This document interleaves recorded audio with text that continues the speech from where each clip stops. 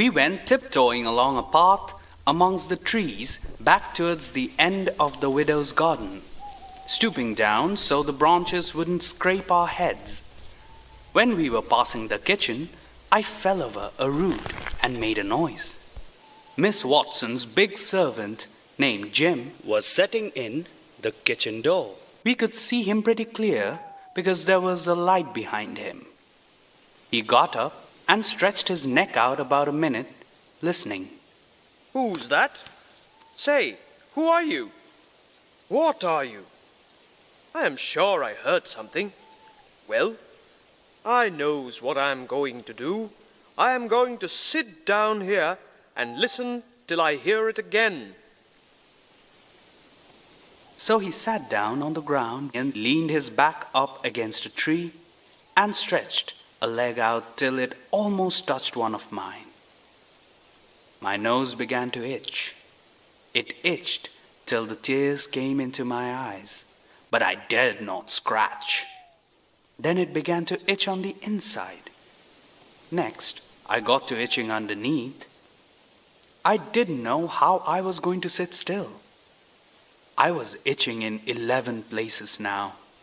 I reckoned I couldn't stand it more than a minute longer, but I set my teeth hard and got ready to try. Just then, Jim began to breathe heavy. Next, he began to snore. Tom made a sign to me, kind of a little noise with his mouth, and we went creeping away on our hands and knees. We cut along the path around the garden fence, and by reached the steep top of the hill on the other side of the house. Well, when Tom and I got to the edge of the hilltop, we looked away down into the village and could see 3 or 4 lights twinkling, and the stars over us were sparkling ever so fine. And down by the village was the river, a whole mile broad, and awful still and grand.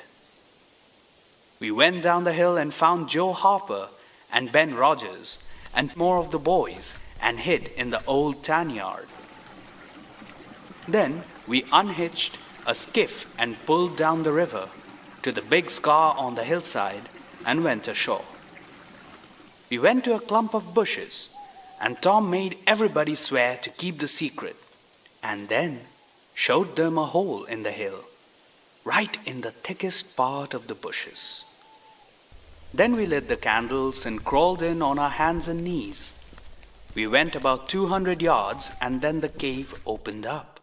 "Now we'll start this band of robbers and call it Tom Sawyer's Gang.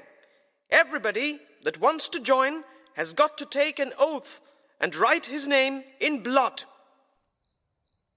Everybody was willing, so Tom got out a sheet of paper that he had written the oath on and read it. It swore every boy to stick to the band and never tell any of the secrets. We decided that we would be a band of highwaymen. Ben Rogers said he couldn't get out much, only Sundays.